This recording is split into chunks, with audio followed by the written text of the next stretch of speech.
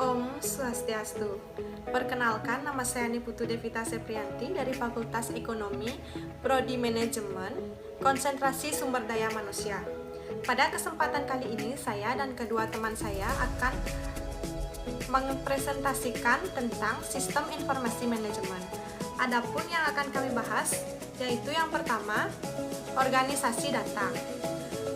Komputer pada awalnya digunakan untuk memecahkan masalah-masalah yang membutuhkan kalkulasi angka yang rumit dan membosankan, yang membutuhkan sedikit input dan output.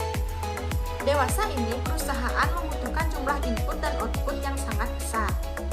Perusahaan seringkali membutuhkan komputer untuk memecahkan masalah yang sama dengan input yang berbeda secara berulang kali. Perusahaan menyimpan data yang cukup besar di sistem informasi berbasis komputernya, karena perusahaan tersebut melakukan begitu banyak transaksi bisnis. Agar dapat menggunakan data dan terhindar dari kekacauan konsep data, telah dipecah dan dikurangi menjadi konsep yang lebih kecil yang akan menyediakan balok-balok pembangunan yang dapat dikombinasikan untuk menghasilkan kembali data awal dalam suatu bentuk yang terorganisasi dan dapat diakses. Yang kedua yaitu struktur database. Struktur basis data adalah cara data diorganisasi agar pemrosesan dapat menjadi lebih efisien. Struktur ini kemudian diimplementasikan melalui suatu sistem manajemen basis data.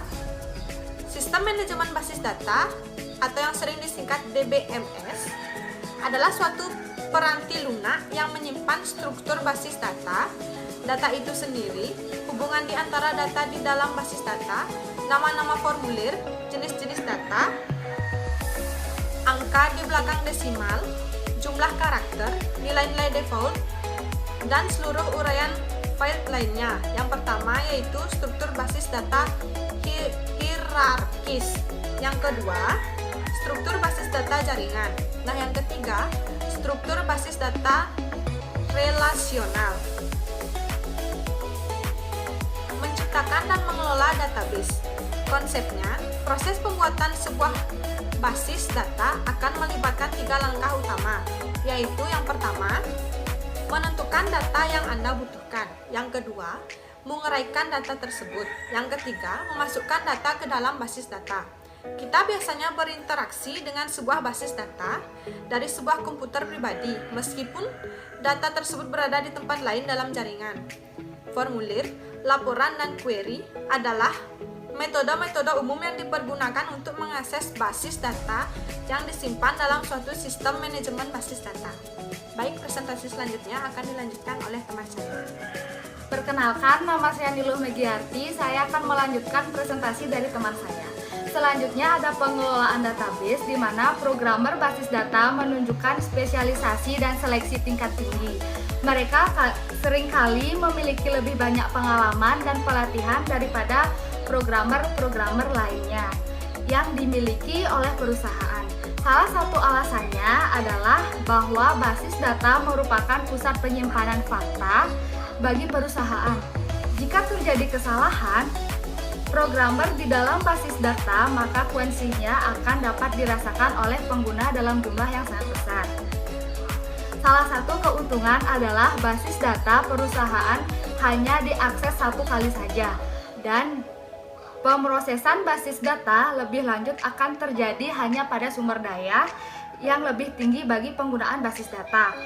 Keuntungan lainnya adalah bahwa penggunaan tidak perlu mengakses sepenuhnya basis data perusahaan, dan karena seseorang pengguna akan memiliki kemungkinan lebih besar untuk melakukan kesalahan daripada seseorang programmer basis data, maka basis data tersebut menjadi lebih aman. Selanjutnya ada keuntungan dan kerugian DBMS. Yang pertama, yaitu kelebihan dari DBMS antara lain adalah A. Kepraktisan DBMS menyediakan media penyimpanan permanen yang berukuran kecil namun banyak menyimpan data jika dibandingkan dengan menggunakan kertas. Yang B ada kecepatan di mana komputer dapat mencari dan menampilkan informasi yang dibutuhkan dengan cepat. Yang C, mengambil data secara cepat dan praktis. Yang D, meningkatkan keamanan data. Yang E, mengurangi kejenuhan. Maksudnya pekerjaan yang berulang-ulang dapat menimbulkan kebosanan bagi manusia, sedangkan mesin tidak merasakannya. Yang F, ada update to date. Maksudnya itu informasi yang tersedia selalu berubah dan akurat setiap. Yang G, ada memudahkan penggunaan dalam menggali informasi dari kumpulan data. Yang H, mengurangi duplikasi data atau data redundancy. Yang I, meningkatkan keamanan data. Yang J, memudahkan ke pengguna dalam menggali informasi dari kumpulan data. Yang K, ada meningkatkan pemeliharaan data melalui independensi data. Selanjutnya ada kelemahan-kelemahan DBMS antara lain.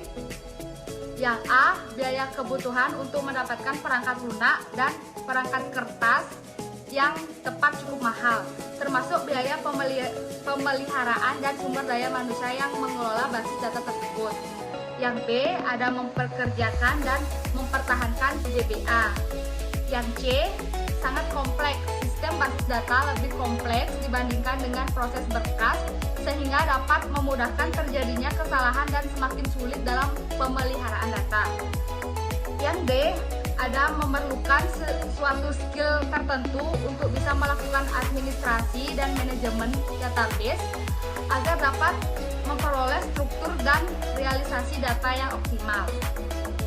Yang E, memerlukan kapasitas penyimpanan baik eksternal maupun internal memori agar DBMS dapat bekerja cepat dan efisien.